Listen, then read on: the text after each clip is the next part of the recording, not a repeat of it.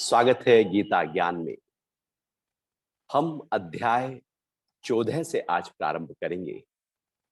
कल हमने अध्याय 13 को समाप्त किया था। यह अध्याय है 3 गुणों के ऊपर, प्रकृति के ऊपर। यह अध्याय है सत्व रज तम, और इस अध्याय का नाम है गुणत्रय विभाग योग। जो 3 गुण है वो किस तरह से कार्य करते हैं। तो शुरू करते हैं 14वें अध्याय का पहला श्लोक। श्री भगवान बोले, ज्ञानों में अति उत्तम उस परम ज्ञान को फिर से कहूंगा, जिसे जानकर सभी मुनि इस संसार से मुक्त होकर परम सिद्धि को प्राप्त हो गए। ज्ञानों में अति उत्तम उस परम ज्ञान को फिर से कहूंगा। एक बहुत ही अनूठी प्यारी बात यहां पर भगवान कह रहे हैं। मैं फिर से कहूंगा। दूसरे अध्याय से भगवान कहते आ रहे हैं, बार बार कहते आ रहे हैं, हर बार उस परम ज्ञान की बात कही है। दूसरे ही अध्याय में सांख्य योग और परम ज्ञान की बात से प्रारंभ होते होते अब 14वें अध्याय में भी फिर कह रहे हैं कि मैं फिर से कहूंगा। गुरु कभी थकता नहीं। गुरु बार बार बताता रहता है, कहता रहता है। शिष्य ही है जो समझ नहीं पाता। गुरु का काम है बताते रहना। गुरु अथक रूप से लगातार कोशिश में लगा रहता है कि कभी तो समझे, कभी तो समझे, कभी तो गहराई में उसके अंदर वो ज्ञान उतर जाए। इसलिए गुरु लगातार, और भगवान भी यही कह रहे हैं। मैं फिर से कहूंगा, 14वें अध्याय में आकर चूंकि अर्जुन को देखा है, अर्जुन की स्थिति से पता लग रहा है कि उसके अंदर वो जो परम ज्ञान की स्थिति है, अवस्था है, वो अभी गहरे रूप से उतरी नहीं है, वो भी टिका नहीं है। अभी कहीं ना कहीं चित्त में द्वंद्व पड़े हैं कि करूं युद्ध या न करूं युद्ध। तो भगवान जब तक उसको परम ज्ञान तक पहुंचा नहीं देते, जब तक उसकी स्थिति को स्थिर नहीं कर देते, तब तक युद्ध के लिए उसको खड़ा नहीं करेंगे। भगवान कह रहे हैं उस परम ज्ञान को मैं फिर से कहूंगा। असलियत में गुरु और शिष्य का यह अनूठा संबंध है। गुरु की बात शिष्य कम मानते हैं, लेकिन शिष्य की बात गुरु मानते रहते हैं। वो कहते हैं ठीक है ना, अभी नहीं समझा फिर, अभी नहीं समझा फिर। और ये अनूठा संबंध लगातार, क्योंकि गुरु भी जानते हैं कि शिष्य का मन बहुत ही चंचल है, संशय से भरा हुआ है। उसके अपने डर हैं, अपने ख्याल हैं, अपनी प्रकृति है, अपनी सोच है, अपने प्रारब्ध है, अपनी इच्छा और वासना से वो आ रहा है। एकदम मेरी बात कैसे सुन लेगा? जब तक उसके अंदर की सफाई ना हो जाए, तब तक मेरी बात अंदर जाएगी नहीं। जैसे पात्र गंदा हो और उसमें दूध लिया जाए तो वो दूध भी बेकार हो जाता है। कितनी बार भी दूध लो, बेकार ही हो जाएगा जब तक पात्र साफ ना हो जाए। लेकिन बार बार उस पात्र की सफाई के लिए गुरु ज्ञान देते रहते हैं। और भगवान कह रहे हैं कि मैं फिर से कहूंगा, वो जो परम ज्ञान है। कौन सा परम ज्ञान? जो ज्ञानों में अति उत्तम है। अब एक होता है प्रकृति का ज्ञान, जहां पर हम जीवन में बहुत सारी शिक्षाएं लेते हैं। हम विद्यालय जाते हैं, विश्वविद्यालय जाते हैं, और वहां पर जाकर फिर जो नॉलेज लेते हैं, वो जो विद्या की नॉलेज लेते हैं, असलियत में वो विद्या की नॉलेज नहीं होती, वो अविद्या की नॉलेज होती है। जिस ज्ञान में बदलाव आ जाए वो अविद्या है। जो ज्ञान जो का त्यों खड़ा रहे वो विद्या है। तो आत्मा का जो ज्ञान है वो विद्या है। प्रकृति का जो ज्ञान है वो अविद्या है, क्योंकि उसमें बदलाव है, परिवर्तन है। और जो आत्मा का ज्ञान में भी एक परम ज्ञान है, वो ज्ञानों में भी अति उत्तम है। परम ज्ञान का मतलब हुआ कि ऐसा ज्ञान जो यदि व्यक्ति के अंदर उतर जाए तो उसी समय वो मुक्त हो जाए, तत्क्षण मुक्ति का भाव उसके अंदर उतर जाए, उसको परम ज्ञान कहते हैं। अर्थात अपने परम भाव में टिक जाने की जो अवस्था है उसको परम ज्ञान कहते हैं। ज्ञान मतलब आत्मा की नॉलेज का हो जाना, मैं अपने स्वरूप को जान लूं, यही ज्ञान है। परम ज्ञान मतलब उस ज्ञान को उस दिव्यता के साथ, उस परम तत्व के साथ जान लेना। और वह परम ज्ञान गुरु के माध्यम से ही प्रकट हो सकता है। वो गुरु जिन्होंने उस परम ज्ञान को, उस परम रहस्य को जाना है, समझा है, अनुभव किया है, वही परम ज्ञान को शिष्य को दे सकते हैं। तो भगवान थक नहीं रहे, वो मुस्कुरा रहे, वो देख रहे, अर्जुन की स्थिति धीरे धीरे धीरे धीरे बनती जा रही है।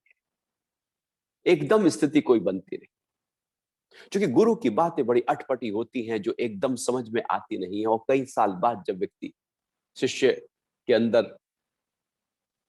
कुछ कोलाहल चलता है, तब समझ में आती है कि वो क्या कह रहे थे, पहले ही क्या आगाह किया जा रहा। भगवान कृष्ण ने भी दूसरे ही अध्याय में सबसे ऊंची बात कह दी। यदि उसकी स्थिति होती अर्जुन की, तो वहीं पर ही गीता खत्म हो सकती थी। अर्जुन आत्म भाव में टिक गया, और आत्म भाव में टिकते ही भगवान उसको युद्ध की तरफ ले जाएंगे।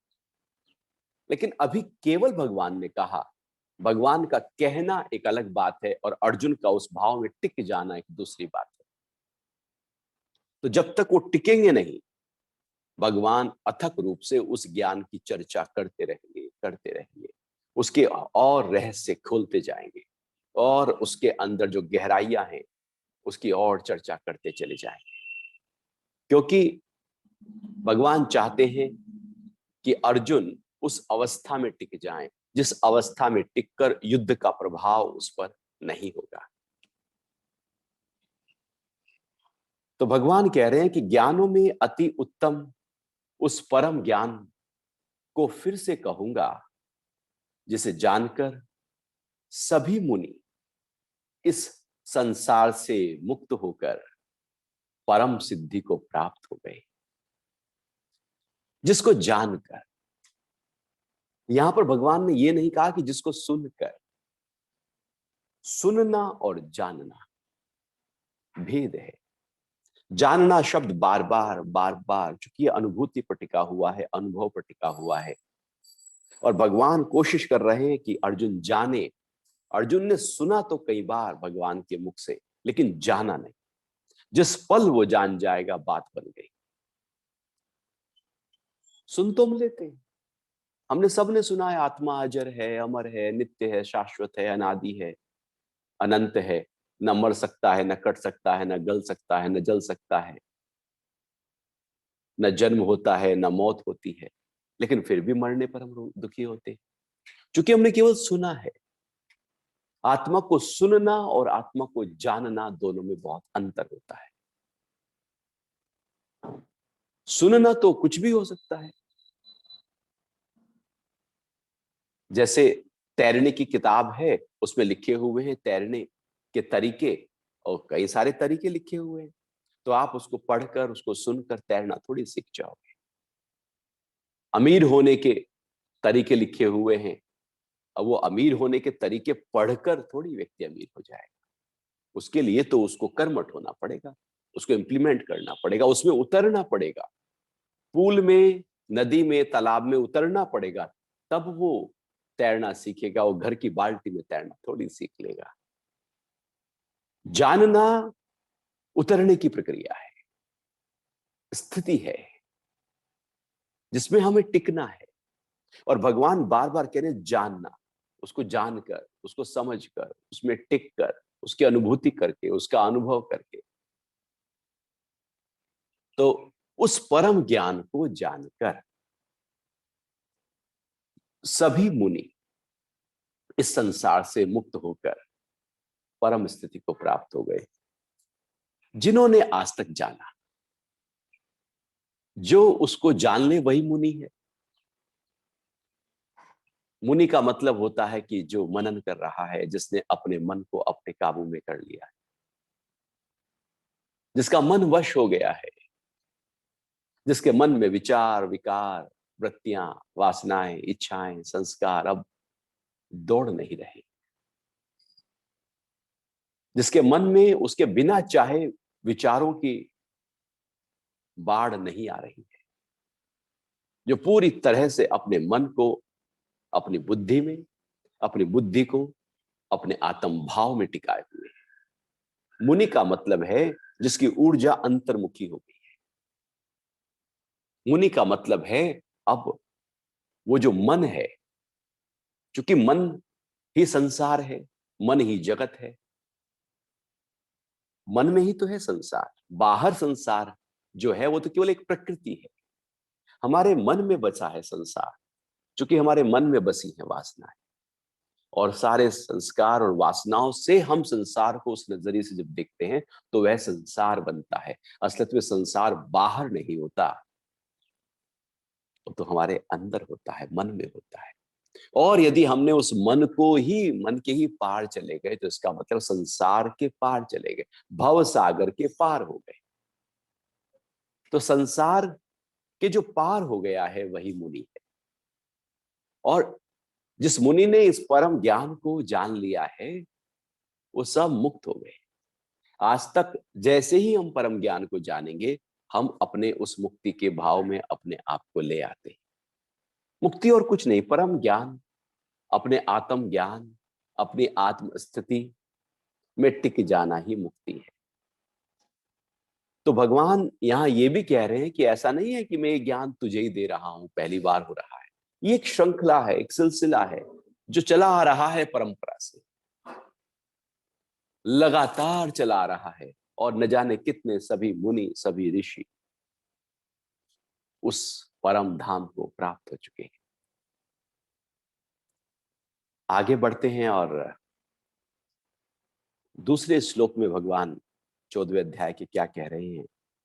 इस ज्ञान पर चलकर पुरुष मेरे स्वरूप को प्राप्त होकर पुनः सृष्टि के आदि में न जन्म लेते हैं और ना ही प्रलय काल में व्याकुल होते हैं।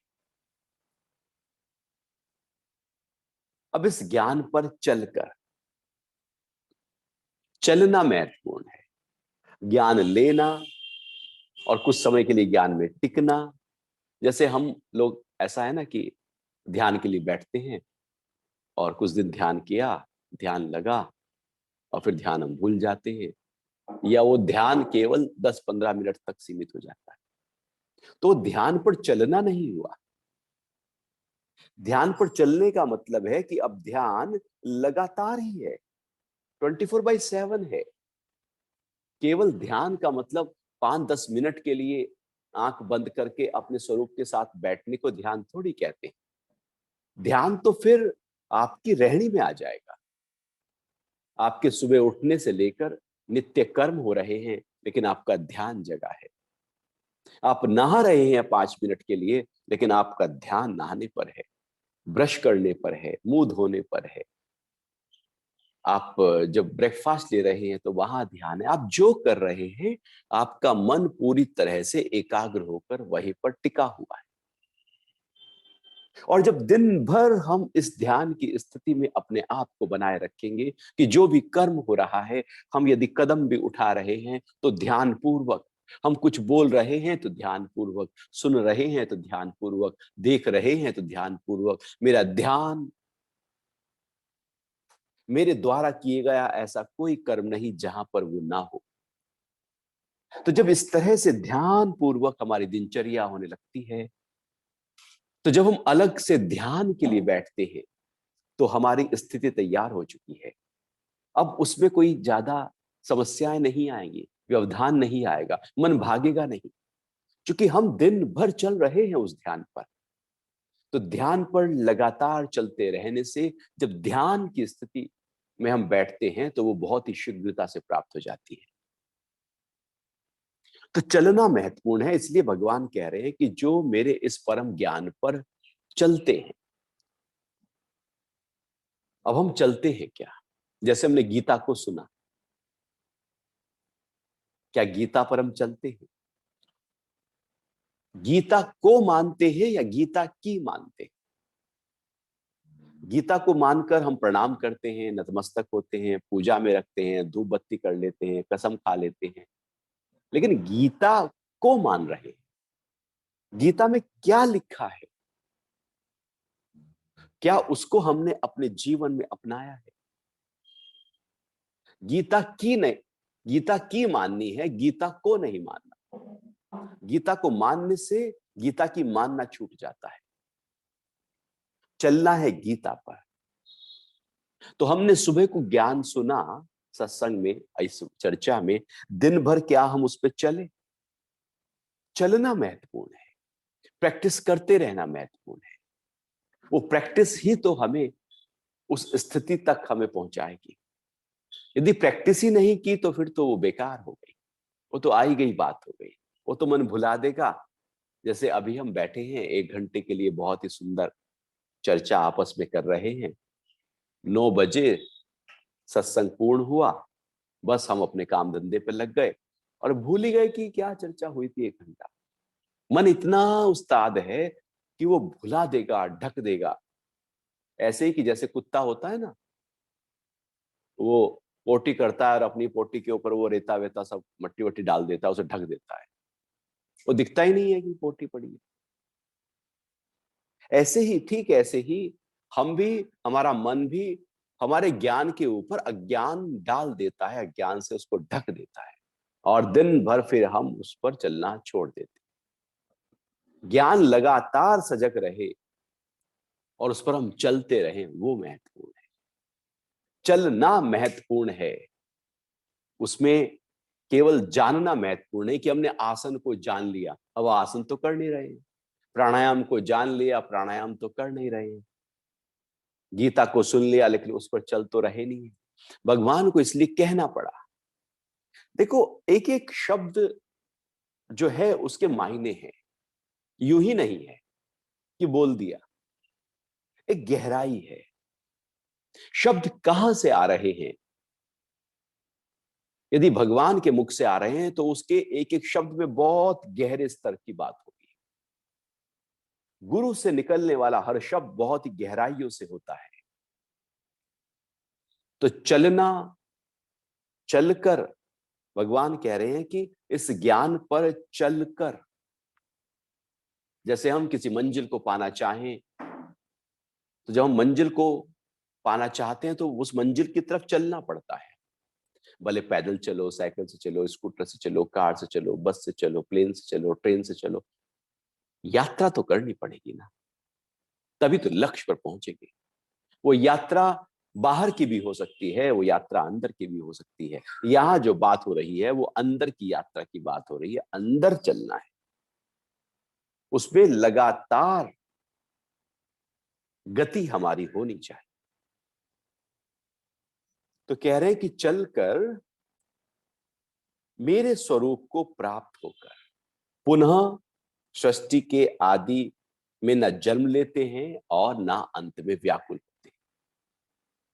तो जो चलते रहते हैं, चलते रहते हैं, चलते रहते हैं, वो मंजिल को पा ही जाते हैं।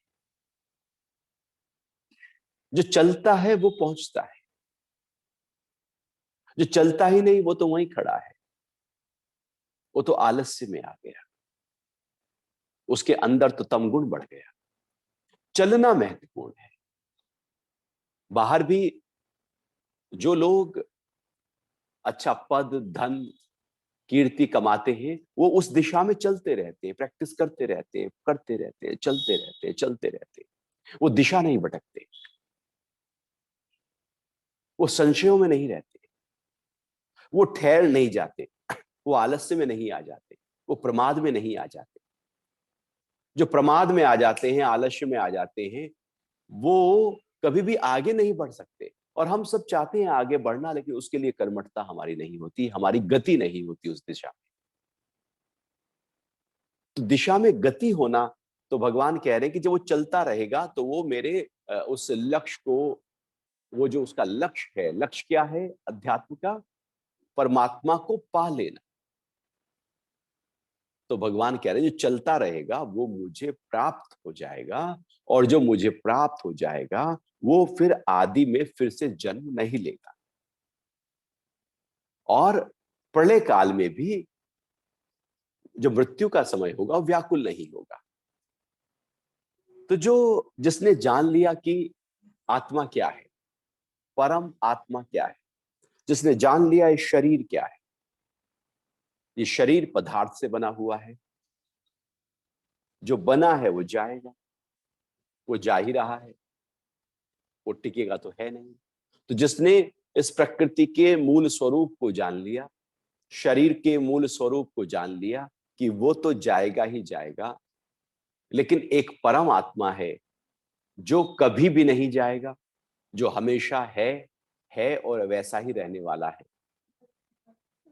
तो वो जो परम आत्मा है उसको जान लिया और प्रकृति को जान लिया, तो दोनों को जानने से ये पक्का हो गया कि पदार्थ तो जाएगा और परमात्मा जो का त्यों रहेगा।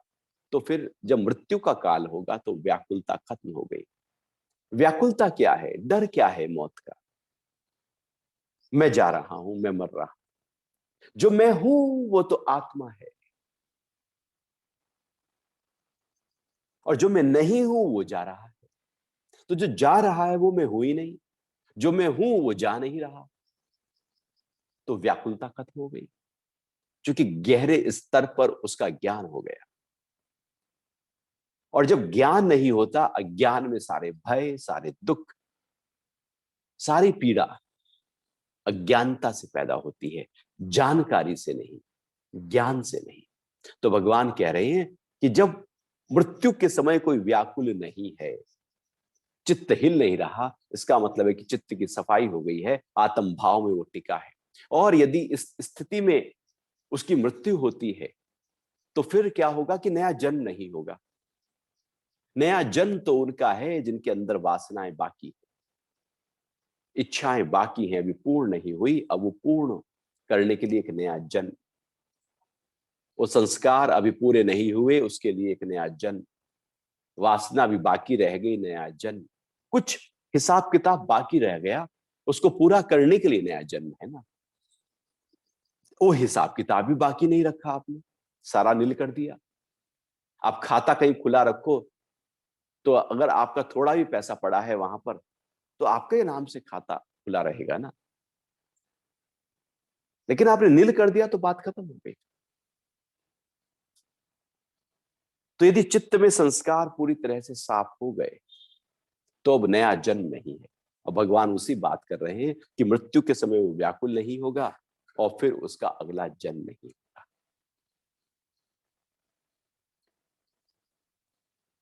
तो आगे तीसरे श्लोक में 14वें अध्याय के भगवान कहते हैं कि हे भारत, महत ब्रह्म रूप मूल प्रकृति मेरी योनि है, उसमें मैं जीव रूप गर्भ को स्थापन करता हूं, उस जड़ चेतन के संयोग से समस्त भूतों की उत्पत्ति होती है। अब भगवान यहां पर बात कर रहे हैं कि सृष्टि का आरंभ कैसे हुआ, प्रारंभ कैसे हुआ। ये सृष्टि का आरंभ प्रकृति, जो मूल प्रकृति है, और जो परमात्मा है, इन दोनों के संयोग से हुआ है। वैसे ही जैसे प्रकृति में एक बालक का जन्म भी माता और पिता के संयोग से होता है, आप ही नहीं हो जाता, आप ही हो ही नहीं सकता। जो उत्पन्न हुआ है वो संयोग से उत्पन्न हुआ है। उत्पन्न के लिए संयोग की आवश्यकता है, चाहे वो किसी भी स्तर का संयोग हो, वो सूक्ष्म से सूक्ष्म हो या स्थूल हो, लेकिन संयोग चाहिए, क्योंकि पूरी सृष्टि संयोग से बनी है। सृष्टि का आरंभ ही संयोग से हुआ है।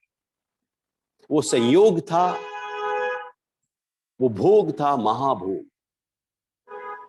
वो संयोग है परमात्मा का और प्रकृति का। प्रकृति भी मूल प्रकृति का।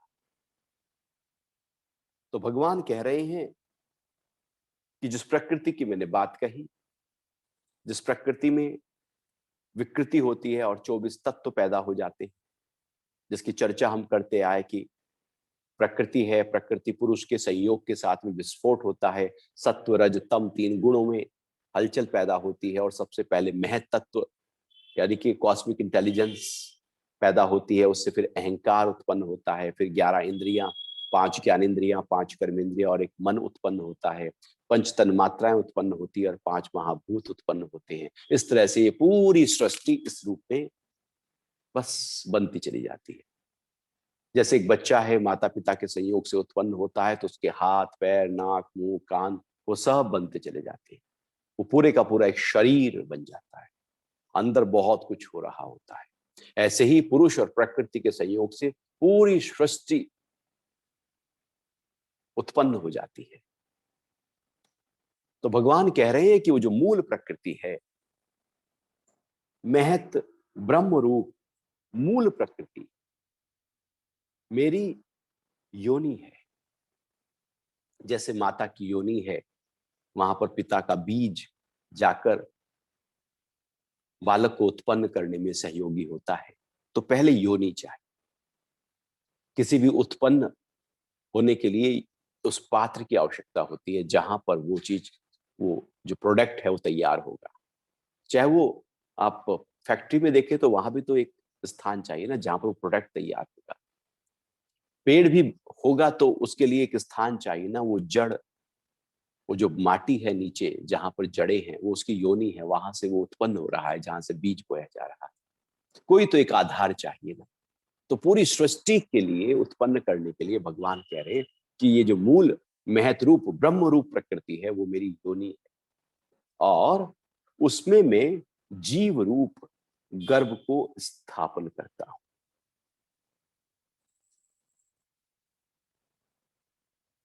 उसमें मैं जीव रूप गर्भ को स्थापन करता हूं। तो प्रकृति तैयार है, योनि तैयार है, अब बीज की स्थापना की आवश्यकता है। तो भगवान कह रहे हैं कि अब वो बीज का स्थापन क्या है भगवान का? वेदों में कहा है एको हम बहुश्याम, मैं एक हूं और अनेक रूपों में प्रकट हो जाऊं। ये परमात्मा का बीज रूप है, ये संकल्प है। ये संकल्प ही उस पूरी की पूरी प्रकृति की योनि में जाकर स्थापित हुआ और उसी के कारण से पूरी की पूरी सृष्टि की रचना प्रारंभ हो गई। संकल्प ही काफी है। तो परमात्मा का एक ही संकल्प शुद्ध रूप से कि मैं एक हूं और अनेक रूपों में ऐसे फैल जाऊं, बिखर जाऊं, और जैसे मैं प्रेम से भरा हुआ हूं ऐसे पूरी सृष्टि प्रेम से भर जाए। तो योनि में मैं बीज रूप से गर्भ को स्थापन करता हूं और फिर उस जड़ चेतन के संयोग से समस्त भूतों की उत्पत्ति होती है। तो अब जड़ और चेतन, जड़ का मतलब होता है प्रकृति, प्रकृति को जड़ रूपा कहा है। जड़ का मतलब ऐसे समझे कि जिसमें परिवर्तन होता रहे वही जड़ है, जिसका रूप बदलता रहे वही जड़ है। जड़ का मतलब कोई ऐसा नहीं कि वो जैसे कुर्सी है ये तो ये जड़ है, क्योंकि इस कुर्सी में भी यदि वैज्ञानिक रूप से देखा जाए तो पदार्थ ही तो है। पदार्थ ही, और पदार्थ में भी आप इसके अंदर खोज करें और गहरे खोज करें तो आप फिर क्या पाएंगे? इलेक्ट्रॉन न्यूट्रॉन प्रोटॉन पाएंगे, एनर्जी पाएंगे। आप पदार्थ में अणु और अणु में खोज करते चले जाओ, वहां कुछ मिलेगा नहीं, कुछ है नहीं। ऐसा भासता है लेकिन होता कुछ नहीं। यही माया है। तो प्रकृति ये जो दिख रही है, ये जो प्रकट हुई है, इसका एक आधार है और वो आधार संकल्प है। संकल्प परमात्मा का है। परमात्मा के अंदर इच्छा प्रकट हुई, मैं अनेक रूपों में प्रकट हो जाऊं। तो प्रकृति, मूल प्रकृति में एक विक्षोभ हुआ और फिर वो पूरी तरह से सृष्टि का आरंभ हो गया, प्रारंभ हो गया। तो भगवान कह रहे हैं सारे भूत, जितने भी भूत उत्पन्न हुए हैं वो जड़ और चेतन के संयोग से उत्पन्न हुए। तो जो पदार्थ है वो जड़ कहलाता है, क्योंकि उसमें परिवर्तन है, वो एक जैसा नहीं रहता। प्रकृति में ऐसा कुछ भी नहीं है जिसमें बदलाव ना हो, जिसमें रद्दो बदल ना हो।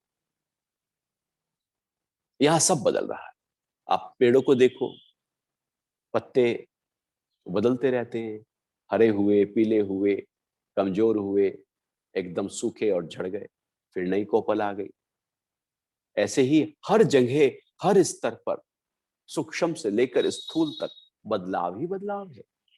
चाहे वो पहाड़ हो, चाहे वो सूरज हो, सब में बदलाव हो रहा है। जो प्रकट हो गया है वो बदलाव की तरफ चला गया, वो नाश की तरफ चला गया, वो डेटोरिएट की तरफ चला गया, वो प्रलय की तरफ चला गया।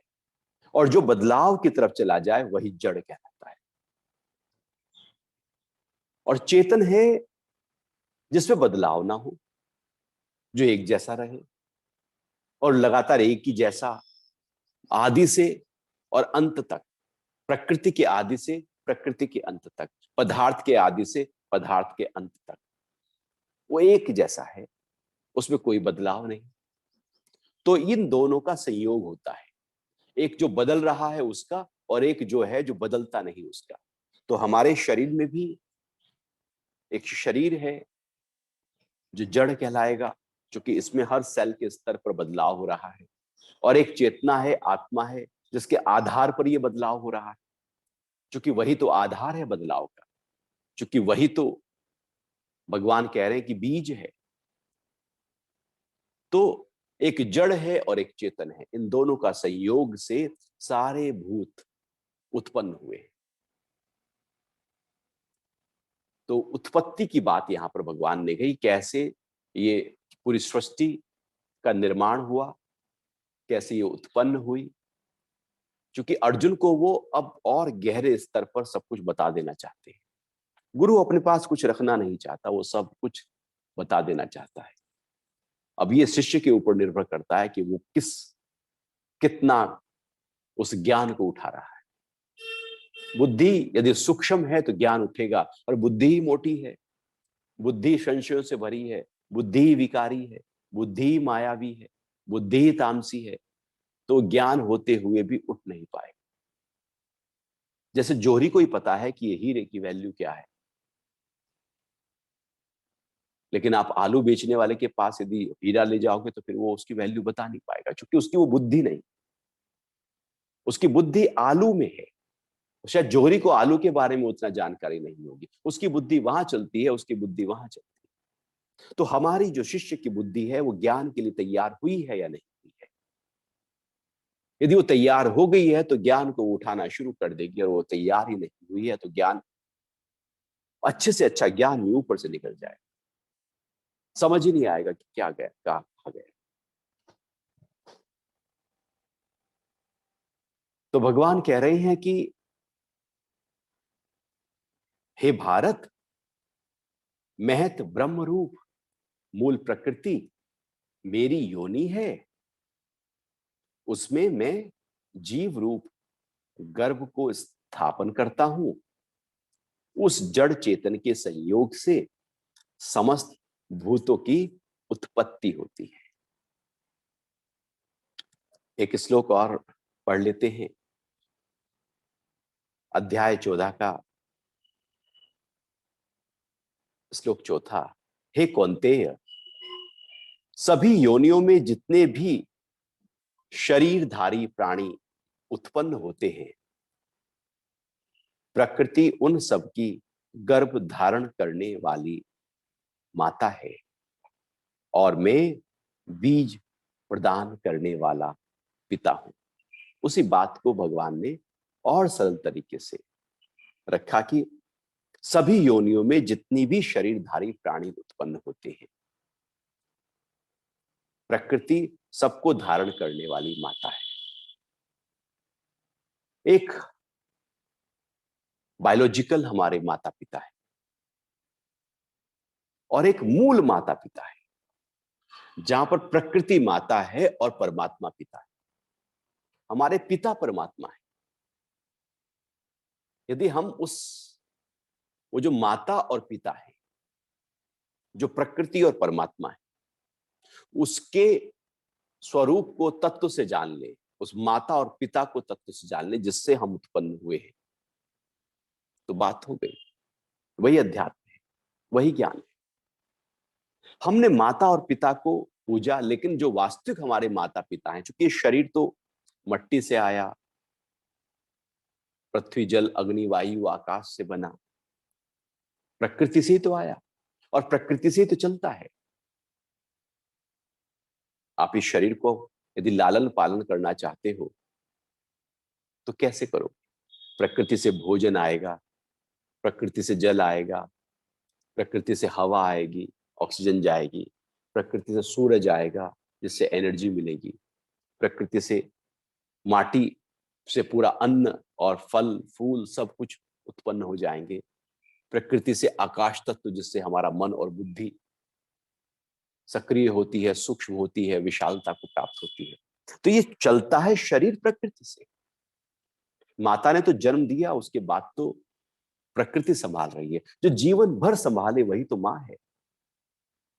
तो प्रकृति हमारी मूल रूप से माता है, इस शरीर की माता है, जो इसको लगातार जन्म से लेकर मौत तक संवारे हुए है। और फिर इसमें जो जीवंतता है इस शरीर में, वो चेतना है, वो परमात्मा है। तो एक शरीर है जो पदार्थ से बना है, और एक इसके भीतर एक चेतना है जो आत्मा और परमात्मा जिसको कहा है। तो जो चेतना है वही परमात्मा है, और ये जो शरीर है ये प्रकृति है। तो इन दोनों के संयोग से ही ये हमारा जीवन है, और जब तक ये संयोग है तब तक जीवन है, और जब ये संयोग टूट जाता है तो उसको मौत कहते हैं।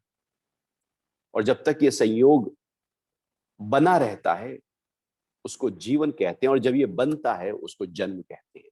बनने की प्रक्रिया इस संयोग के जन्म कहलाएगी, और संयोग के बने रहने की प्रक्रिया जीवन, और संयोग के टूट जाने की प्रक्रिया को मौत कहते हैं। तो ये संयोग बड़ा महत्वपूर्ण संयोग है। ज्ञान में क्या होता है कि हम जान लेते हैं इस संयोग को, कि ये संयोग क्या है, ये प्रकृति क्या है, ये पुरुष क्या है, ये आत्मा क्या है, और ये किस तरह से संयोग करके इस शरीर का निर्माण किए हुए। तो जब हम जान लेते हैं इस पूरी प्रक्रिया को, यही ज्ञान है, यही परम ज्ञान है, कि जान लिया है जो हो रहा है, घट रहा है, इस शरीर को, इसके मन, इसके विचारों, ख्यालों, बुद्धि, विवेक, प्रज्ञा, आत्मा, सब को जान लिया मैंने। मैं जानने वाला हो गया। ये जान ही, ये ज्ञान ही परम ज्ञान है। तो एक माता पिता, बायोलॉजिकल माता पिता हैं, और एक, चूंकि शरीर तो अभी मरा, फिर एक नया जन्म होगा। अब नए जन्म में नए माता पिता होंगे, फिर नया जन्म होगा, फिर नए माता पिता होंगे। हर योनि में माता पिता नए तो है ना। यदि 84 लाख योनियां हैं और एक योनि में न जाने कितनी बार जन्म लिया होगा, तो जन्म तो फिर तो लाखों हो गए ना, करोड़ों हो गए ना। वो तो योनि है इतनी। अब मनुष्य योनि एक हुई, लेकिन इस योनि में भी कितनी बार जन्म हुआ है, तो इसका मतलब हुआ कि हमारे तो करोड़ों अरबों माता पिता हुए हैं आज तक, जब से ये सिलसिला शुरू हुआ हमारे जन्म लेने का। तो हर माता पिता, जो बायोलॉजिकल माता पिता है, वो तो चेंज होते जा रहे हैं, चेंज होते जा रहे हैं, वो चेंज होते जाएंगे। लेकिन भगवान कह रहे हैं एक एक एक ओरिजिनल है माता पिता, वो चेंज नहीं होंगे, वो हर बार रहेंगे। जब भी जन्म लोगे प्रकृति होगी और उसमें चेतना होगी। जब भी जन्म लोगे प्रकृति और चेतना ही रहने वाले हैं, और प्रकृति तुम्हारी माता है और चेतना तुम्हारे पिता है। तो मूल रूप से जो हमारे माता पिता हैं, यदि हम उसको जान ले तो ये परम ज्ञान हो गया, ये सांख्य हो गया। क्योंकि सांख्य दर्शन हमें प्रकृति की जानकारी भी देता है कि प्रकृति क्या है, 3 गुण से बनी है, किस तरह से इसका विस्तार होता है, कैसे ये सृष्टि की प्रक्रिया हुई है, और कैसे ये प्रलय हो जाएगी। वैसे ही जैसे एक मकड़ी अपना जाला बुनती है, उसमें घूमती है और फिर अपने जाले को खा भी जाती है, वही प्रलय हो जाती है, उसी में ही लीन हो जाता है। फिर वो कैसे उस प्रकृति का विस्तार हुआ, आरंभ हुआ, विस्तार हुआ और फिर उसका अंत होता है, ये जब हम जान लेते हैं, और कैसे वो परमात्मा, वो चेतना हमारे इस पूरे जीवन को चलाते हैं, जब हम जान लेते हैं तो मुक्त हो जाते हैं। फिर कोई बंधन नहीं, कोई व्याकुलता नहीं, कोई मोह नहीं, कोई डर नहीं, बस है, सब जगत है, सब चल रहा है, लेकिन अंदर से एक जानकारी, अंदर से ज्ञान उपलब्ध हो गया। अब इसके अगले श्लोक से भगवान सत्व, रज और तम की चर्चा का प्रारंभ करेंगे, जिसकी चर्चा हम फिर अगले सत्संग में शुरू करेंगे। अभी आपके कोई प्रश्न हो तो उस पर बात कर सकते हैं।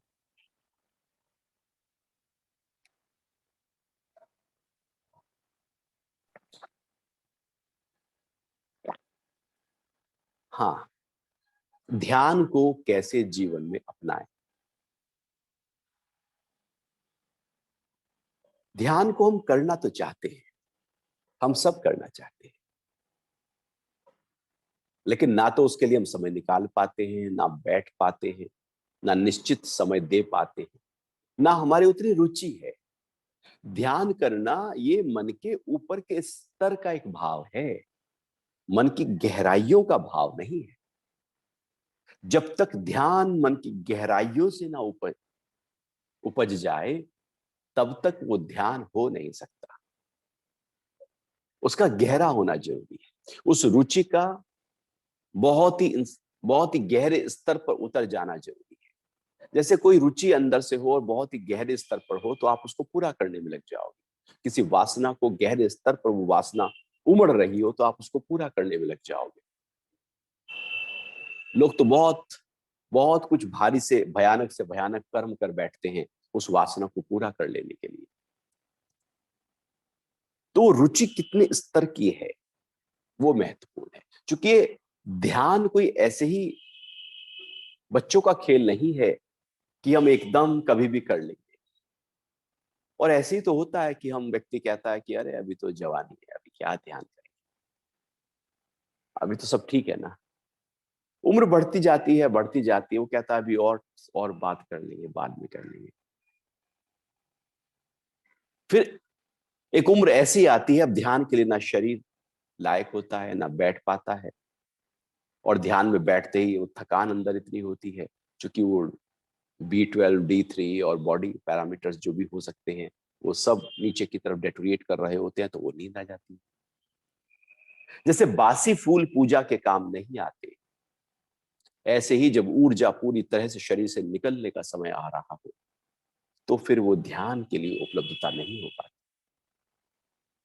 ध्यान के लिए उपलब्धता तो बस अभी का काल है। अभी को पकड़ लो, कल को नहीं छोड़ना। हम कल पे छोड़ देते हैं, ध्यान कल कर लेंगे। अरे ध्यान में क्या रखा है? ध्यान ही तो है जो जीवन को हमें जीवंतता देगा, महक देगा, खुशबू देगा। नहीं तो हम तो परेशान हैं, दुखी हैं, उलझन में हैं, अज्ञान में हैं। क्यों तनाव में आ जाते हैं, क्यों बिखर जाते हैं हम, क्यों छोटी छोटी बातों पर इरिटेट हो जाते हैं, क्यों हमारा स्वभाव जरा सी परिस्थिति में एकदम हिल जाता है? क्योंकि गहरे स्तर पर ठहराव नहीं। ध्यान गहरे स्तर पर एक ठहराव देता है, और जब वो ठहराव आता है, तो बाहर की परिस्थिति कैसे भी हो, लेकिन हमारी जो स्व स्थिति है, आत्म स्थिति है, मन स्थिति है, वो मजबूत रहती है। बाहर का प्रभाव हम पर ना हो। यदि ये आर्ट डेवलप हो जाए, तो हम कितने स्वभाव में रहे। अब कोई प्रभाव नहीं, अब कोई अभाव नहीं, अब केवल अपना स्वभाव है। ये ध्यान से होगा, ये जुड़ने से होगा, अपने गहरे स्तर पर उतरने से होगा, अपनी चेतना को अनुभव करने से होगा। जैसा पेड़ एक जड़ को पकड़ कर रखता है, तो वो खड़ा रहता है सालों साल, हजारों साल तक। वो कैलिफोर्निया में आप जाओ तो रेडवुड ट्रीज खड़े हैं, पहाड़ों पर जाओ आप, रेडवुड खड़े हैं ट्री, हजारों सालों से, 5000 साल से खड़ा है जी। बहुत तूफानों को झेला है, आंधी को झेला है, वो झेला है उसने प्रकृति की हर मार को, लेकिन खड़ा है। बाहर का एंटी फ्रेजाइल हो गया, बाहर का कोई भी हलचल उस पर प्रभाव नहीं डालती। ध्यान कुछ ऐसा ही करता है हमारे साथ। फिर बाहर की थपेड़े, बाहर की हलचल, बाहर की परिस्थिति, बाहर के शब्द, बाहर की हानि, बाहर के दुख, बाहर का डर प्रभाव नहीं डालता। इसलिए ध्यान में जरूर उतरना चाहिए। ध्यान के लिए एक निश्चित एक स्थान, एक समय हम बनाएं और बैठ जाएं अपने साथ। कुछ ना करो, बैठ जाओ। केवल बैठना ही, जैसे छोटा बच्चा जब स्कूल में पहली बार जाता है उसको बस बैठाया जाता है, बैठ जा बेटा। और जैसे धीरे धीरे वो बैठने की आदत उसकी आती है, बस उसकी पढ़ाई शुरू हो जाती है। पहले में तो केवल बैठाया जाता है, और बैठे ही ना जाकर तो फिर तो पढ़ाई नहीं होगी। ध्यान में भी हम सोचे कि पहले दिन ही हम ध्यान की गहराइयों में उतर जाएं और कोई भी विचार ख्याल हमारे अंदर ना आए, ऐसा ना होगा। अभ्यास की आवश्यकता है। अभ्यास और वैराग्य चाहिए ध्यान की गहराइयों को पा लेने के लिए। और अभ्यास है निरंतरता से। रोज बैठो, ध्यान लगे न लगे, लेकिन आपको बैठना है। ये पक्का तो कर लो। एक समय ऐसा हो कि जो बॉडी पूरी तरह से उस कमर गर्दन सीधा रखते हुए बैठ जाए, आंखें बंद हो, ध्यान सांसों पर ही क्यों ना हो, या ओम का ही अलग क्यों ना लगाया हो, या ध्यान को आज्ञा चक्र पर ही क्यों ना रखा हो, बस कोशिश करते जाओ, कोशिश करते जाओ। जब ख्याल में मन भाग जाएगा तो फिर धीरे से मन को फिर श्वासों पर ले आना। वो फिर भाग जाएगा, फिर ले आना। वो भागता जाएगा, आप लाते जाना। एक समय ऐसा आएगा उसके भागने का समय कम हो जाएगा, फ्रीक्वेंसी कम हो जाएगी, और जब आप उसे लेकर आओगे तो वो ठहरना उसका ज्यादा बढ़ जाएगा। तो ये प्रक्रिया लगातार ध्यान में करते रहना। मन भागता जाएगा, आप उसको लाते जाना। यही तो अभ्यास है। यही यत्न करना और उसकी स्थिति का बनाना ही अभ्यास है, जिसको महर्षि पतंजलि अभ्यास कहते हैं। वो मन भागेगा, ले आओ। यत्न करो, प्रयास करो, कोशिश करो, अभ्यास करो, बार बार मन को लाओ। क्योंकि उसकी आदत पुरानी है। मन हजारों सालों से भाग रहा है, सबका भाग ही रहा है। जब से जन्म लिया इस जीवन में, तब से भाग रहा है। अब हम कहें कि ठहरे, वो एकदम कैसे ठहरेगा? उसकी कुछ युक्तियों को हमें इस्तेमाल करना पड़ेगा, कुछ विधियां, कुछ टेक्निक्स, कुछ टूल्स अपनाने पड़ेंगे, कुछ तरीके अपनाने पड़ेंगे। और जब तरीके अपनाए जाते हैं तो एक कुत्ता भी ट्रेंड हो जाता है और वो फिर करतब दिखाने लगता है। ये तो हमारा मन है जो जीवंतता से जुड़ा हुआ है। जैसे ही आप उसकी ट्रेनिंग शुरू करते हैं, मेडिटेशन माइंड ट्रेनिंग प्रोग्राम है। माइंड को ट्रेन किया जाता है पहले, उसके बाद मन से भी परे जाया जाता है। वो एक बाद की अवस्था है, लेकिन पहले मन को ट्रेन तो करें, उसकी एकाग्रता को और गहरा आयाम तो दे। अभी हमारा मन तो ऐसे ही है ना, एकदम भाग रहा है, ट्रिकल माइंड है, वो ठहरता ही नहीं है। एक ख्याल सोचने लगो, आप कभी बैठना, आप एक प्रयोग करना और आप कहना कि चलो मैं आज ना गिन कर 50 बार सांस भरूंगा और निकालूंगा। आप पहुंच ही नहीं पाओगे 50 बार तक। पता लगा 5 बार में मन भाग गया, आप गिनते ही रह गए, मन तो कहीं और जा चुका है। आप लेट जाना कभी शवासन करने के लिए और कहना मैं अपने अंगों पर ध्यान लेकर आऊंगा। आप देखना मन तो थोड़ी देर में भाग गया। आप बैठ जाना खाना खाने के लिए और कहना कि मैं खाना खाते हुए केवल अपने ध्यान को अपने खाने पर रखूंगा, वो भाग जाएगा। वो भाग रहा है, और जब वो भागे लौटा लाना। वो फिर भागेगा, फिर लौटा लाना, वो भागता जाएगा, लौटाते रहना। वो अपना काम करता जाएगा, आप अपने काम करते जाना, आप थकना नहीं। ध्यान में साधक थकता नहीं है, अथक प्रयास करता रहता है, पूरी श्रद्धा से, उत्साह से, विश्वास से, नित्य और निरंतर। नित्य निरंतर सत्कार से भी तो दृढ़ भूमि। महर्षि पतंजलि कहते हैं दीर्घ काल नित्य निरंतर सत्कार से भी दृढ़ भूमि। दीर्घ काल तक हो, लंबे समय तक अभ्यास करो, रोज करो, पूरी श्रद्धा से, पूरे विश्वास से, पूरे उत्साह से करो। आपकी जो भूमि है वो दृढ़ता को प्राप्त हो जाएगी, मन मजबूती को प्राप्त हो जाएगा, वो ठहरने लगेगा, तो ध्यान घटने लगेगा। हम सोचते हैं कि ध्यान में हम बैठे लगाने, अरे छोड़ो ध्यान, हम 5 दिन करते हैं, वो मन भागता ही रहता है। वो तो अब तो यात्रा शुरू हुई है, मंजिल पे ही। ऐसा थोड़ी है ट्रेन में बैठती ही आप मंजिल पे पहुंच गए। यात्रा शुरू हुई है, अभी तो आप सीट ले रहे हो अपनी बैठने के लिए, आप मैच कर रहे हो आपके टिकट से। अभी तो यहाँ से शुरू हुई है, अब तो यात्रा चलेगी आगे। उस यात्रा को जरूर चलाना, क्योंकि ये हमारे मेंटल हेल्थ के लिए बहुत जरूरी है, हमारे परिवार के सौहार्दपूर्ण वातावरण को बनाए रखने के लिए जरूरी है, हमारे शरीर के स्वास्थ्य को बनाए रखने के लिए जरूरी है, हमारे इमोशंस को बैलेंस करने के लिए जरूरी है, और जीवन के रहस्य को जानने के लिए जरूरी है, जिसके लिए जन्म मिला है, जीवन मिला है। तो आज के लिए इतना ही रखते हैं। अब हम सोमवार सुबह 8 बजे आपके सामने और गीता के श्लोकों के साथ फिर से मिलते हैं। तब तक के लिए हरि ओम, जय श्री कृष्ण।